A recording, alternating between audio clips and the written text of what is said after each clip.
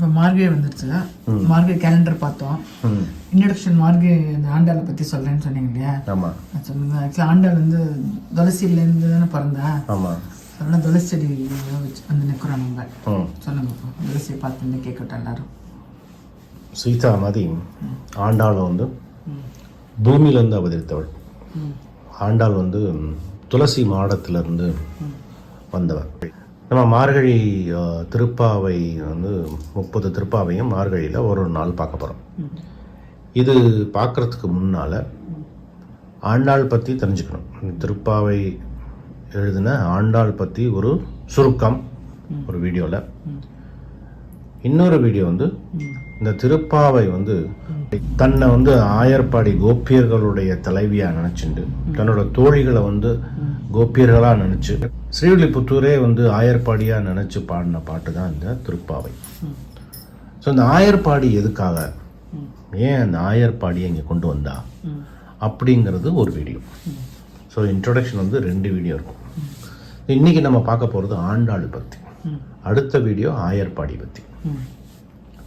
இந்த ஆண்டாள் ஸ்ரீவில்லிபுத்தூரில் அவதரித்த ஒரு பெண் ஆழ்வார். 12 ஆழ்வார்கள். ஸ்ரீ வைஷ்ணவா வந்து எப்படி சைவர்களுக்கு வந்து நாயன்மார்களோ அது மாதிரி ஸ்ரீ வைஷ்ணவாவுக்கு ஆழ்வார்கள் 12 ஆழ்வார்கள். இந்த 12 ஆழ்வார்களில் ஒரே ஒரு பெண் ஆழ்வார் ஆண்டாள். அந்த ஸ்ரீவில்லிபுத்தூரில் விஷ்ணு சித்தர் அப்படின்னு ஒரு ஆழ்வார். அவருடைய நந்தவனத்தில் துளசி மாடத்துக்கு கீழே ஒரு நாள் ஆடி மாதம் பூர நட்சத்திரத்தில் அவருக்கு கிடைச்ச ஒரு இந்த பொக்கிஷம் ஆண்டாள். அவளுக்கு பூமியிலிருந்து அவதரிச்சனால கோதா அப்படின்னு பேர் வைக்கிறார். பேர் வச்சு வளர்த்துனார். அந்த விஷ்ணு சித்தரான பெரியாழ்வாருக்கு நித்தியப்படி கைங்கரியம் வந்து நந்தவனத்தில் வளர்ந்த அந்த துளசி செடியை மாலையாக கோர்த்து ஸ்ரீவில்லிபுத்தூர் வடபத்திர சாயிக்கு மாலை சாத்துறது அவருடைய கைங்கரியம். இது பண்ணிட்டே வர்றார். இந்த குழந்தையும் அப்பாவை பார்த்துட்டே வளருது. குழந்தைக்கு பெருமாள் கதைகள்லாம் சொல்லி வளர்க்குறார். 5 வயசாகும் போதே பெருமாள் மேலே ஒரு அதீத ஈடுபாடு இந்த குழந்தைக்கு.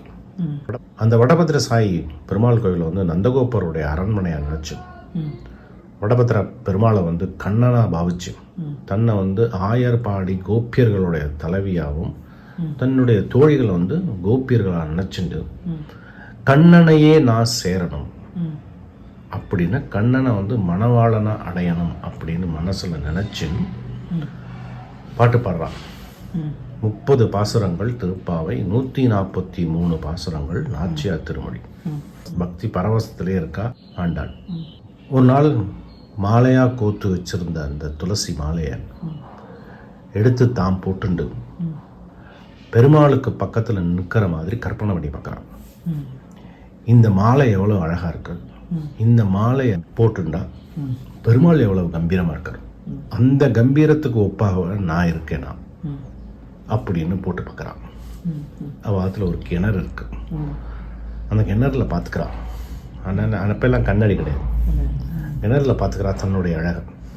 ஒரு நாள் என்ன தோன்றுன்றது, பெருமாள் அளவு நம்ம இல்லை அப்படின்னு. சில நாள் என்ன தோணுது, பெருமாள் அளவு நம்ம இருக்கோம் அழகு அப்படின்னு. பெண் குழந்தை இல்லையா, அதை பார்த்து ரசிச்சுக்கிறான். மாலையை போட்டு அவன் அப்பாவுக்கு தெரியாது இந்த எல்லாம். அப்படி போட்டு பார்த்துட்டு திருப்பி அதை கழட்டி அந்த தட்டில் வச்சிருவான். அவன் அப்பா எடுத்துன்னு போய் பெருமாளுக்கு சாத்திடுவார் தெரியாமல். ஒரு நாள் அந்த மாதிரி சாத்தும் போது அந்த மாலையில் ஒரு நீண்ட கூந்தல், அதை பார்த்துடுறாரு. பார்த்துட்டு பதச்சிடுறாரு.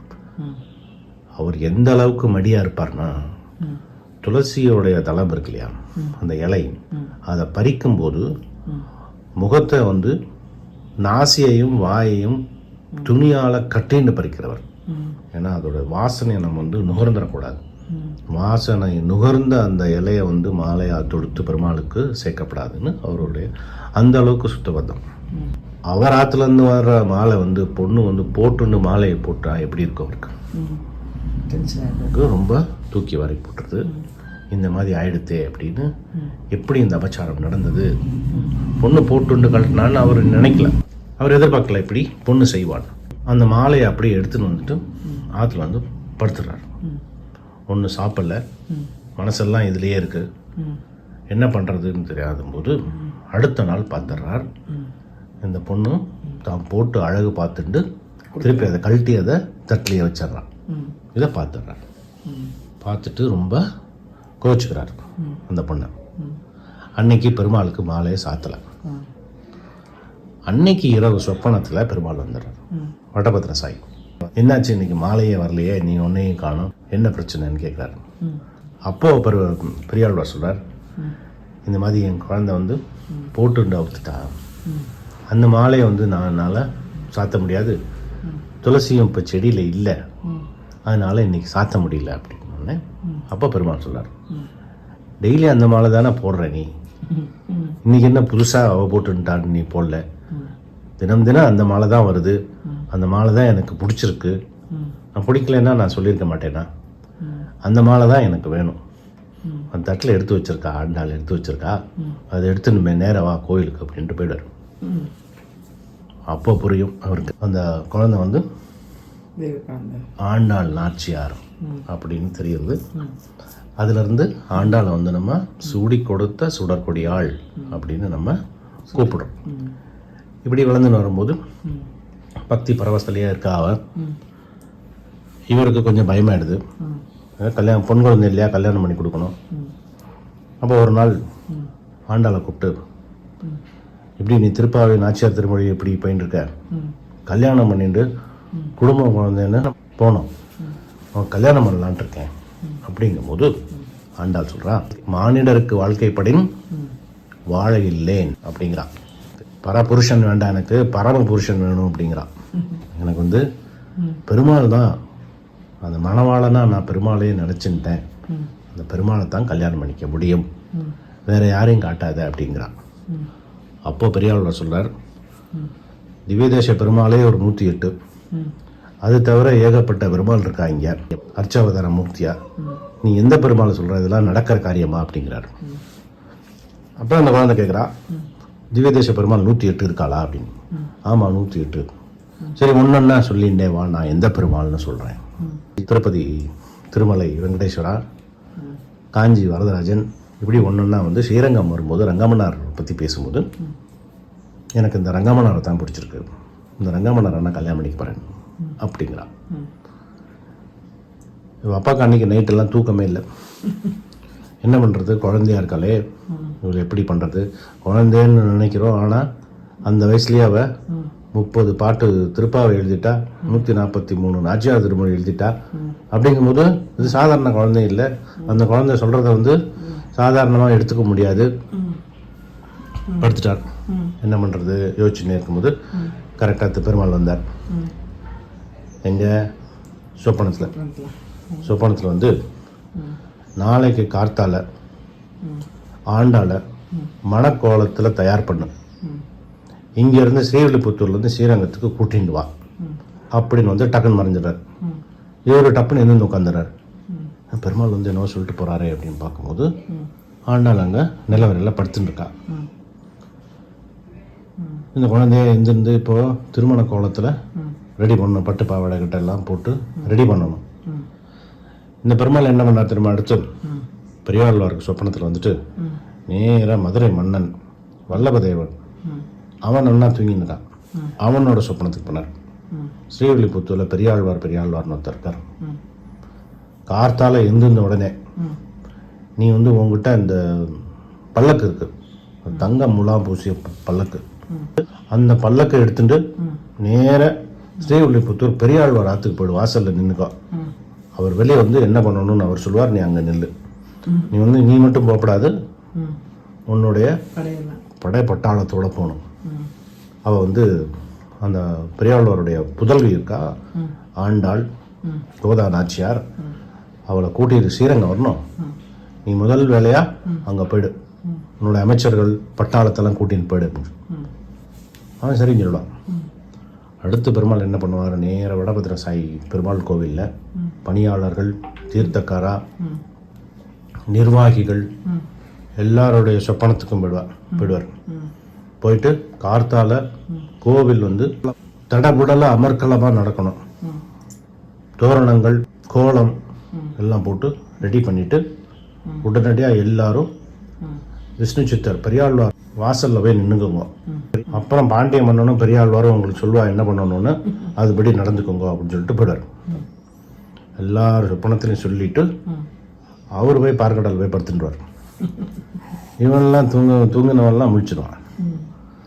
எல்லாரும் முடிச்சா இவர் வந்து பெரியாழ்வார் வந்து நல்லா குழந்தைக்கு பட்டு பாவாடை, சட்டை, தலை நிறைய பூ, வளையல் எல்லாம் போட்டு அழகாக ரெடி பண்ணிடுவார். அப்போல்லாம் 6 வயசுல எல்லாம் கல்யாணம், குழந்தை கல்யாணம் பண்ணிடுவாளே, எல்லாம் ரெடி பண்ணியாச்சு. அவ்வளோதான் சொல்லியிருக்கார் பெருமாள். அதுக்கடுத்து என்ன பண்ணுறதுன்னு தெரியாது. வாசலுக்கு வந்தால் தானே தெரியும் இவருக்கு பெருமாள் பண்ண ஏற்பாடெல்லாம். எல்லாம் ரெடி பண்ணிவிட்டு இவரும் ஒரு வேஷ்டிலாம் கட்டிட்டு வெளியே வரார்.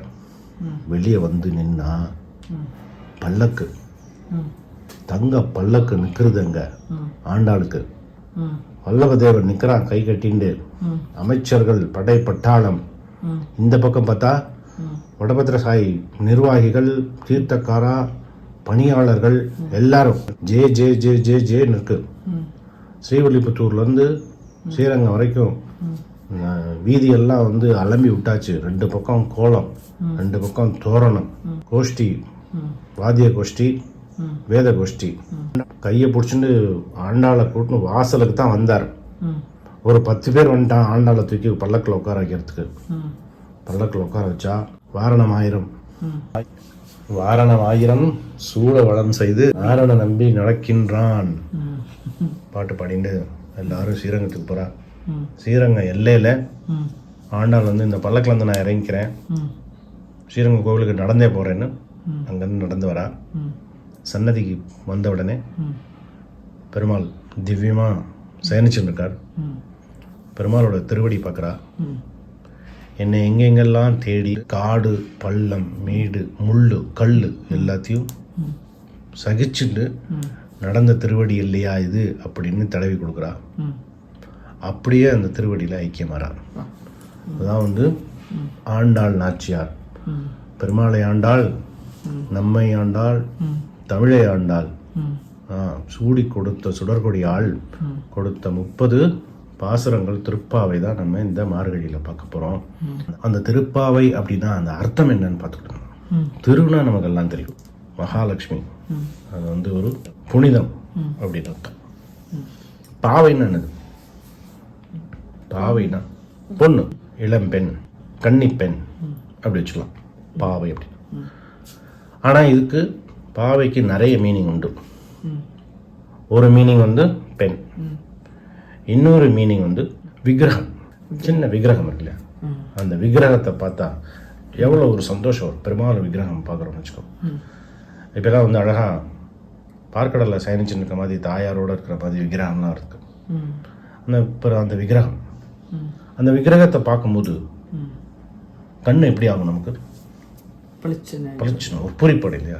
அந்த கண் விழி இருக்கு இல்லையா, அதுக்கும் பாவை தான் பேர். பாவைனா பெண்ணுன்னு சொல்லலாம், விக்கிரகம் சொல்லலாம். கண் அந்த விழி இருக்கு இல்லையா, அதுக்கும் பாவை தான். இன்னொரு மீனிங் வந்து அரண், மதில் சுவர். இந்த திருப்பாவை வந்து நம்ம என்ன சொல்லுவோம்னா வேதங்களுக்கெல்லாம் வித்து அப்படிம்போம். இந்த வேதங்கள்லாம் வந்து சுற்றி அரண் மாதிரி இந்த திருப்பாவை வந்து மையமாக வச்சு 4000 திவ்ய பிரபந்தத்துக்கு மையமே வந்து இந்த திருப்பாவை. சுற்றி அரண் வேதங்கள்லாம். இந்த பாவை அப்படிங்கிற மதில் சுவர். இந்த பாவைக்கு இன்னொரு அர்த்தம் உண்டு. இன்னொரு அர்த்தம் என்ன தெரியுமா? இஞ்சி. பாவைனா இஞ்சி, ஜிஞ்சர். இந்த திருப்பாவையில் வந்து 30 நாளில் ஒரு 20 நாள் வெண்பொங்கல் பண்ணுவோம் நம்ம. அதே இஞ்சி. தயிர் சாதம் பண்ணுற அன்றைக்கும் இஞ்சி போடலாம். இஞ்சி வந்து ஆல்மோஸ்ட் எவ்ரிடே. இஞ்சி வந்து உடம்புக்கும் நல்லது, மனசுக்கும் நல்லது. அதுவும் பர்டிகுலராக அந்த மார்கழிக்கு. அந்த இஞ்சிக்கு இன்னொரு பேர் பாவை. ஸோ திருப்பாவை வந்து திருப்பாவை அப்படின்னு வச்சா இந்த மாதிரி வரும். இது இன்னொரு மாதிரியும் பிரிக்கலாம். நம்ம இந்த ஜீவாத்மா வந்து உருவகப்படுத்துறது வந்து பசுன்னு சொல்லுவோம். பசுவை எங்கெல்லாம் நம்ம காமிக்கிறோமோ அந்த உருவகம் வந்து ஜீவாத்மா, அதாவது நம்மெல்லாம் வந்து இந்த பசு ஜீவாத்மா எங்கெங்கேயோ மனசு அலப்பாயும். அந்த அலப்பாயிர மனசை குறிப்பிட்ட மாசத்துல பெருமாளை நோக்கி திருப்பணும் அப்படிங்கிறது ஆண்டாளுடைய ஆசை. இந்த ஜீவாத்மாக்களை பெருமாளை நோக்கி திருப்பணும். இந்த பெருமாளை நம்மளெல்லாம் பெருமாளை சேர கூட்டின்னு போறதுக்கு தான் இந்த ஆண்டாளுங்கிற அவதாரமே. நம்மளெல்லாம் அந்த திசையை நோக்கி திருப்பணும். அந்த பசுவுக்கு இன்னொரு தமிழ் என்னது? ஆவின்னு சொல்றோம்ல, ஆவின் பால் வருது பாக்கெட்ல. அந்த ஆவின் அப்படின்னா என்னது? பசுவின் பால் அர்த்தம். இல்லையா? ஆனா பசு, ஆவின் அப்படின்னா பசுவின் அப்படின்னு அர்த்தம். இந்த அப்படிங்கிறது வந்து திருப்புறா இல்லையா? யார் திருப்புறா? ஆண்டாள் திருப்புறா. யாரை திருப்புறா? நம்மளை திருப்புறா. அப்போ திருப்பு ஆவை. ஆவைனா நம்மளை பெருமாளை நோக்கி திருப்புறா. ஆண்டாள் திருப்புறா. இந்த திருப்பு ஆவை இந்த மாதிரி மனசை சஞ்சலப்பட்ட மனசை திருப்புறத்துக்காக வந்த அவதாரம் இந்த ஆண்டாள். அது எப்ப திருப்புறா? தேவர்களுக்கு இது வந்து பிரம்ம முகூர்த்தம் இந்த மார்கழி மாசம். ஏன்னா தையில இருந்து உத்தராயணம். உத்தராயணம் அப்படிங்கிறது சூரிய பொழுது. சூரிய உதயம் ஆனதுக்கு அப்புறம் வந்தது உத்தராயணம். சூரிய உதயம் ஆறதுக்கு முன்னால இருக்கிறது என்ன சொல்லுவோம்? உஷை காலத்தை என்ன சொல்லுவோம்? பிரம்ம முகூர்த்தம். இந்த பிரம்ம முகூர்த்தம் அப்படிங்கிறது தினமே வந்து ஒரு 4 இருந்து 5:30 மணி வரை அந்த பொழுது வந்து தேவர்களுக்கு ஒரு மாசம், மார்கழி மாசம் ஃபுல்லாவே வந்து பிரம்ம முகூர்த்தம். அந்த பிரம்ம முகூர்த்தம் மார்கழி 30 நாள்.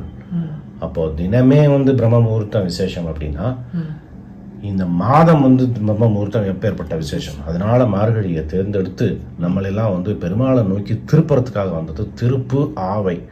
திருப்பு இந்த ஜீவாத்மாவை பெருமாளை நோக்கி திருப்பு அப்படின்னு வந்தவள் இந்த ஆண்டாள்.